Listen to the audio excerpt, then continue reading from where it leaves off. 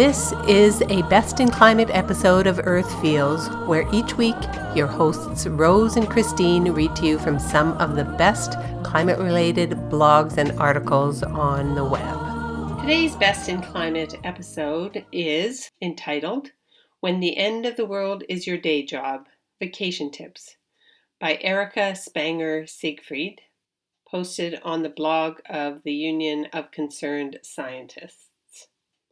I'm Christine, your host for this episode. Having just returned from a 5-day wilderness canoe trip, I feel like this is an appropriate time to read this tongue-in-cheek article. Even though climate change is very serious, sometimes you just have to take a lighter approach, and I appreciate this about this article. And while this is specifically for people who are employed in a job that has to do with the end of human civilization, I would say that all of us informed people, which of course, if you're listening to this podcast, you are aware that we are facing the end of human civilization as we know it, unless we change our course quickly. Let's get started. The article starts with a little introduction where Ms. Spanger-Siegfried writes, I'm taking a mini vacation starting today, headed to the White Mountains for some hiking with my family and my dog. It's going to be seriously relaxing. It has to be, because when the end of the world is your day job, you better figure out how to chill the hell out on summer vacation. Esquire recently published a story about people whose day jobs deal with the end of human civilization. I'm not going to challenge the despondency of that piece. My colleague has already done a solid job of that. I'll just say I was reminded of a quote from Spinal Tap when Nigel Tufnell is explaining the design of their album cover. It's like, how much more black could this be? And the answer is none. None more black. But Esquire is still onto something, and I'm here to talk to my fellow end of days day job people. End of days can make a person testy. Trying to avoid the end of the world has been my day job for more than 15 years. There are other more soul-crushing occupations out there, no mistake, but when you have an end of days day job, let's go with EDDJ, and you've been flat out for months, and your Zen veneer is wearing thin, things can go south fast. You know what I'm talking about, you bitter misanthrope. I've seen your bulging forehead veins as you hurl bad words out of the window of your Nissan Leaf. But I feel you. Vacation time. Your vacations matter in a special way, EDDJ folks, and need to be managed accordingly. I say this because, for one, you go into them a hollow-eyed husk of a human, and you come back from them more normal. Taking vacation is essential for you, and your taking vacation is essential for the people who have to put up with you.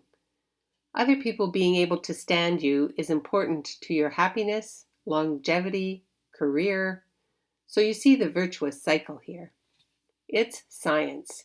EDDJ people need vacations. But not any vacation. You need relaxing vacations. The kind of break that can gradually restore your basic civility and sound judgment, maybe even your good humor. And here we encounter a problem, because you don't take the kind of vacations that most of your fellow Americans would find relaxing. Say, a cruise or a flop at an all-inclusive resort. Nope, nothing so simple. Sure, you hit the beach, but you also stroll old boardwalks, you visit barrier islands, you camp in forests and along rivers, you hike snow-capped peaks, you fish for trout, you birdwatch, you see historic landmarks and heritage sites, you go in search of charismatic megafauna or fall foliage. Your idea of a vacation, in other words, and as the links above show, sends you right into the teeth of the climate mega bummer just when you need to chill the most. and there you risk being chewed up and spat back into your EDDJ, completely unfit for human contact. Identifying and avoiding your climate triggers. Here's where I come in with some tips for having the kind of summer vacation you need. To maximize your vacation relaxation, we must identify and avoid your climate triggers. Luckily for you, I've been testing these methods for the past decade. Tell your family from me, you're welcome. No strife, no stress. Maybe your vacation pulls you inexorably into contact with climate-rejecting friends and relations. The Uber trigger. First, let's review the definition of vacation. A period of time devoted to pleasure, rest, or relaxation, especially one with pay granted to an employee. But for those with non-refundable rental deposits, let's not see you menacing anyone with a bocce ball. There's a better way. I offer my friends wisdom on playing nice with extended family, and I amend this wisdom with my own tip. Citronella bark collars for you and your adversaries. Get the water-resistant ones for the pool. Don't take them off. Let go or be dragged. Chances are you're a climate vigilante, and a trigger for you is when people leave climate out of places it belongs. Like when, say, the commentator during your whale watch gives a long list of things that are threatening the marine food web, but leaves off climate change. Or when the aquarium's coral reef exhibit goes on about coral bleaching, but never mentions rising water temperatures. Surreal and frustrating, we get it. We've all been there, and some of us have made bad choices our kids like to remind us of. But let's agree to be more constructive going forward, which in turn enhances our level of relaxation. Have your friends or family call ahead and explain you to the whale watch people. Spend more time at the touch tank next time. Leave your Sharpies and your diamond-tipped etcher at home. Accuracy enhancements are still vandalism. These are just suggestions, but they can keep a person out of jail, and most people find jail unrelaxing. Location, location, location. A motel too close to the ocean is no good, for example. You'll ask questions about elevation above mean high water, flood prevention measures, repetitive losses, and taxpayer bailouts, and the owners will put your name in a book in case you try to rent next year. Don't feel bad, all our names are in someone's book somewhere, but do make better choices. My rules of thumb for choosing where to vacation are to avoid anything semi-arid, equatorial, small island, alpine, deltaic, estuarine, any place actively burning, anywhere above latitude 60, anything to do with frogs, and stay out of the taiga. Vacation dining. Most people like to eat out on vacation, and most people pick a menu and see tasty options. You pick a menu and see our dystopian descent. Shrimp equals ecosystem collapse.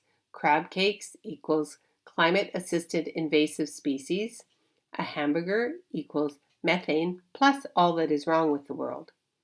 I recommend making your own personal pocket dining guide and gifting it to everyone you might conceivably dine with. The invitations will taper off, but you'll have less explaining to do when you ask for dandelion greens and water, no straw. Dialing back. If one of your triggers is the stunning beauty of nature, it's pretty obvious that this is a place you should dial back. I'm not saying don't picnic, hike, or camp, but when you hike, bring Sudoku, some balsa wood for carving, or maybe a small loom so you can stop and occupy yourself while the others continue on for the really breathtaking views. If you vacation in May when the warblers are passing through, singing their hearts out, reach for your noise-canceling headphones. Busy yourself with food prep while others go to fish for the doomed, brook trout. It's so simple, really. Sit this one out. If you're just in a really dark place, and who hasn't been, you might want to cut nature out altogether and consider the staycation. Crap out on the couch or hammock for a week with a stack of suitably neutral reading material. Which reminds me, EDDJ people should completely eliminate the following genres from their summer reading lists: science and nature, see above; travel guides, see above; cookbooks, see above; dystopian fiction, aka science-based future history; self-help, we already know what's wrong with you, it's called lack of a binding international climate agreement; and satire. Non-triggering alternatives are young adult and gardening. This list is a starting place. You may have other triggers. Feel free to share them and we can work through this together. Bring it all together for max chillax. I'm confident these tips will help you have a more relaxing vacation and allow family and friends to enjoy you more too. And that's really the point. They need us to be able to shake it all off, and we need to as well in order to do our jobs well. As Clara, the wife of Jason Box, the EDDJ scientist profiled by Esquire, put it, I'd say climate change, and more broadly the whole host of environmental and social problems the world faces, does affect his psyche. He feels deeply about these issues, but he is a scientist and a very pragmatic, goal-oriented person. His style is not to lie awake at night worrying about them, but to get up in the morning, or the middle of the night, and do something about it. I love the guy for it. To all you EDDJers, from my smote black heart to yours, I love you for it too. Have a good vacation. You just listened to the post entitled When the End of the World is Your Day Job, Vacation Tips by Erika Spanger-Siegfried, posted on the blog of the Union of Concerned Scientists, where the author is a senior analyst in the climate and energy program. And I would encourage you to go to the link to the original article, as there are a lot of links that you might be interested in checking out. That's this week's episode of Earth Feels. Special thanks to singer-songwriter Kristen Hoffman for generously allowing us to use Song for the Ocean. Thanks for listening. Don't forget, subscribe to our podcast so you don't miss an episode. Catch you next time. Bye-bye. Children of the earth, I'm calling out. There's a mission for you and for me.